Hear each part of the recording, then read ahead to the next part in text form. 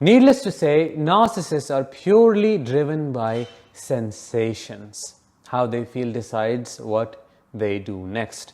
For example, if something makes them feel powerful, in control, and gives them a deep sense of high they don't feel normally, they'll be attracted towards it. They'll be inclined towards doing it more or having more of it. One such thing is being out there in the world. Many narcissists do not want to be at home. They are in the state of go, go, go, go all the time. They just want to go out because, one, it distracts them from themselves. They can't be with themselves.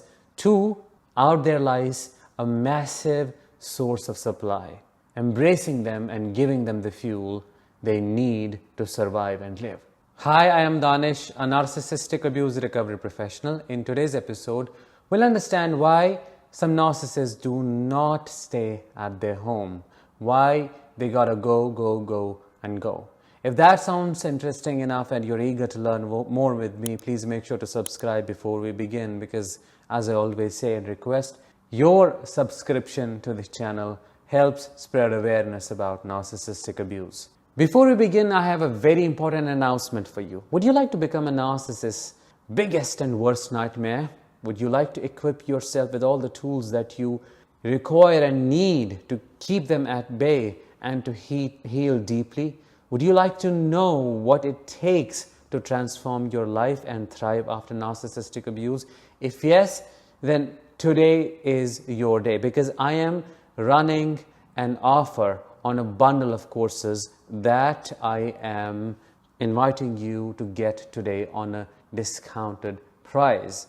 The offer is available only for next 48 hours, and in this bundle you will get access to 4 courses at once. 1, Heal After Narcissistic Abuse, to break the trauma bond with the narcissist. 3, Master Co-parenting with the narcissist. And 4, Reclaim yourself after being raised by a narcissistic parent.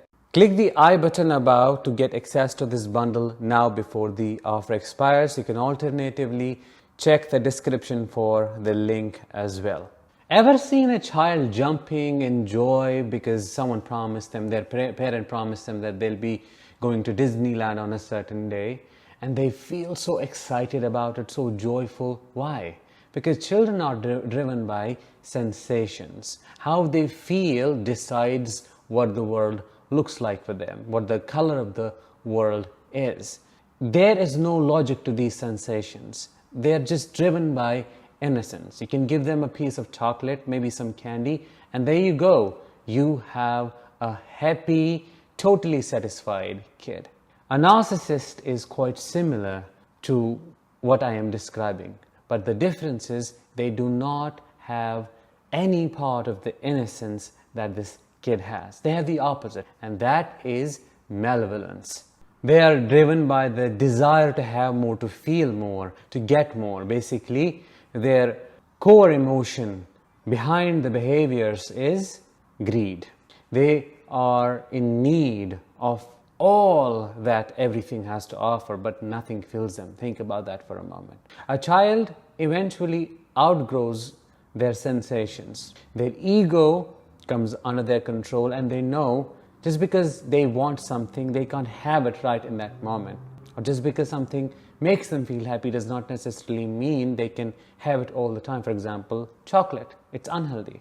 But a narcissist gets stuck in that state, in that sensational state, and it becomes maladaptive. That's why it said a narcissist is developmentally stuck. They are emotionally stunned, childlike beings who need constant stimulation. The emphasis is on the word childlike. They're not children, they are childlike. Have you ever seen that movie in which they adopt a girl and they think she is a child, but she turns out to be 18 or 19-year-old or something like that, and ends up unaliving her parents again and again? That is what a narcissist's inner child looks like.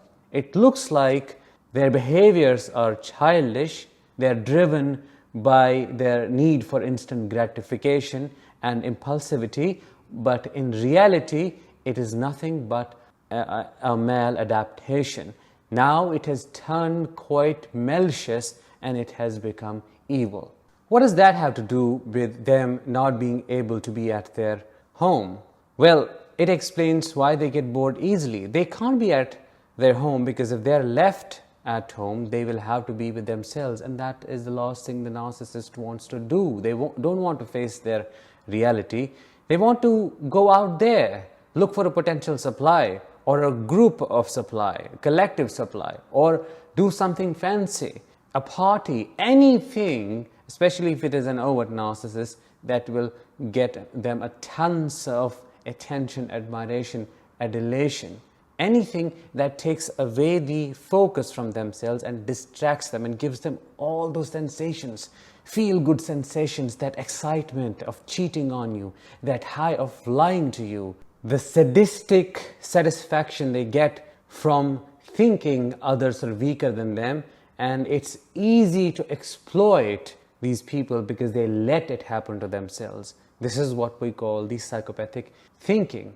They may fool you in the beginning by claiming to be homebodies, which they are not, especially if you like to be at home. It's only a trick.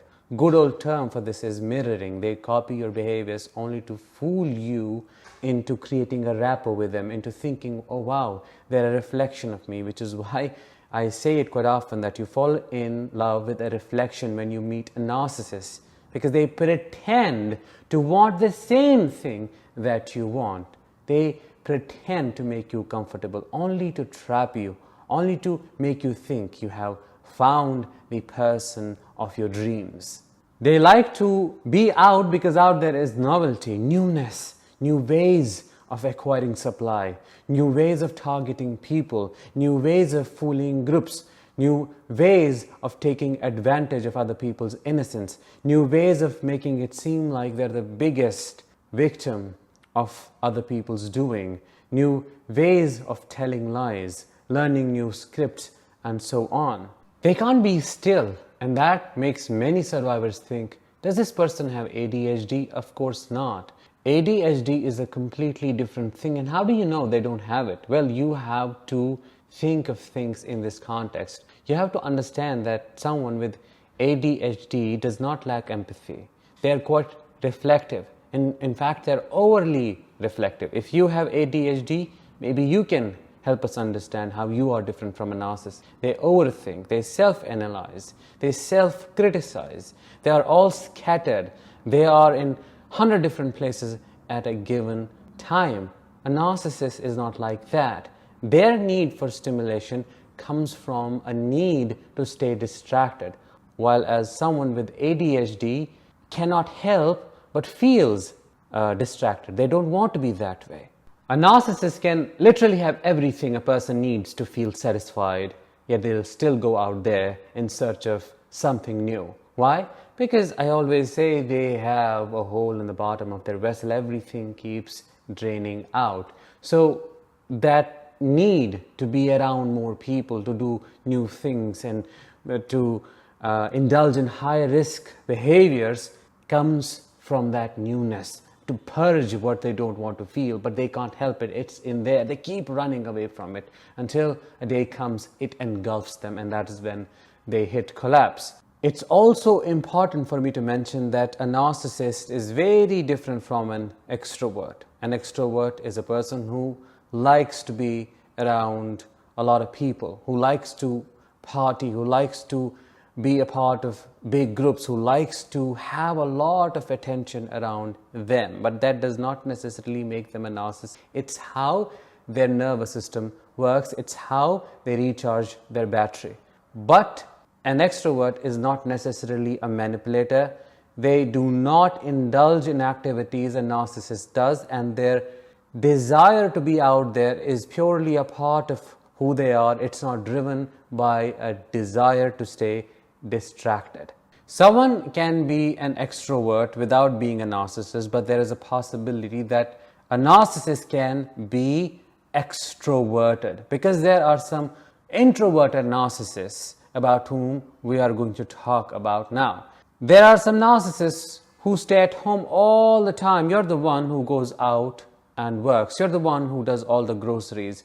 You're the one who takes care of the outside world while they sit in the couch playing games or wasting time on their phone, constantly seeking attention on social media and not moving at all. If that is the type of a narcissist you have dealt with, the earlier part of this episode may have confused you. But I would like to reassure you that just because the narcissist is at home, does not go out, does not necessarily mean they are not a narcissist. The theme is distraction. They have to be distracted all the time. And that distraction can come from video games, that can come from social media, anything, or that can come from talking with friends or relatives on their phone forever, for hours, just to get fuel for their victimhood, especially if it is a covert narcissist that you're dealing with. In conclusion, what I can say is narcissists go out there to stay distracted. They want to avoid all occasions that could invite them to connect with you at a deeper level. Yet there are some narcissists who do not go out at all, which does not necessarily mean they are not narcissists. What you have to remember is distraction, a constant chase for novelty which they never find, and they are in a constant state of dysphoria. I hope that helped, and I hope you found this episode insightful. If you did, let me know in the comments. I'll talk with you in the next one. Until then, as always, let the healing begin and continue.